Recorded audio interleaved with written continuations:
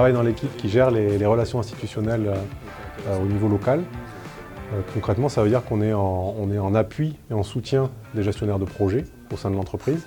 On est en charge d'assurer, on va dire, l'acceptabilité et l'adhésion de l'ensemble du territoire à ces projets, qui sont des projets stratégiques et d'envergure pour l'entreprise. On est très en amont de toute réalisation concrète. On ne se cantonne pas à la stricte nécessité réglementaire, mais c'est bien la création d'un pré-dialogue territorial. C'est ça notre mission première.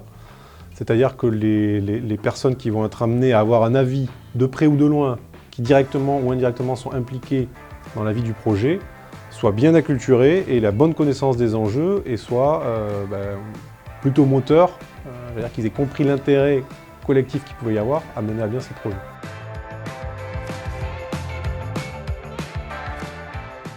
On a toujours fonctionné vraiment main dans la main avec les territoires qui abritent nos installations. Là où c'est d'autant plus important pour nous, c'est que dans le virage stratégique qui a été pris par l'entreprise il y a quelques années, c'est-à-dire se positionner sur des nouvelles énergies, des nouvelles molécules, le contexte réglementaire n'est pas aussi abouti et pas aussi précis que ce qu'on peut avoir sur notre activité historique. Et donc il y a tout un travail pour que cette acculturation se fasse, pour que les enjeux soient bien pris.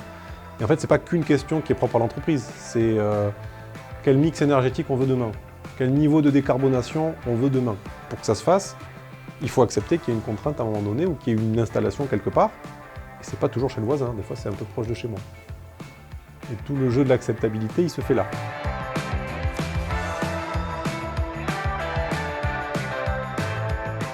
Il faut arriver à sentir ce que sont les attentes des gens qu'on va solliciter.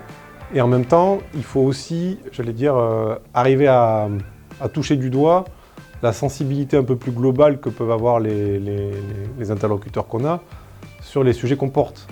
Et donc en fait, il faut comprendre comment chacun opère, quels sont les objectifs et les feuilles de route qui leur ont été fixés, et comment nous, on peut s'imbriquer à chaque niveau là-dedans. Ça veut dire qu'il faut connaître assez finement les spécificités de chaque territoire. Quand on en est à regarder un petit peu le foncier sur lequel on voudrait installer des nouvelles installations, eh bien, on doit savoir très tôt si l'intercommunalité est en train de revoir son PLU, par exemple. Et ça, c'est vrai à tout niveau. Finalement, si je devais synthétiser, je dirais que je travaille au sein de la courroie d'entraînement, ou le chaînon manquant entre ce réseau d'experts internes qui monte, qui fait vivre, qui va jusqu'à l'exploitation de ces infrastructures, et le processus décisionnaire, on va dire, qui est externe à Teréga, et qui permet quand même que le projet se fasse sans heurts.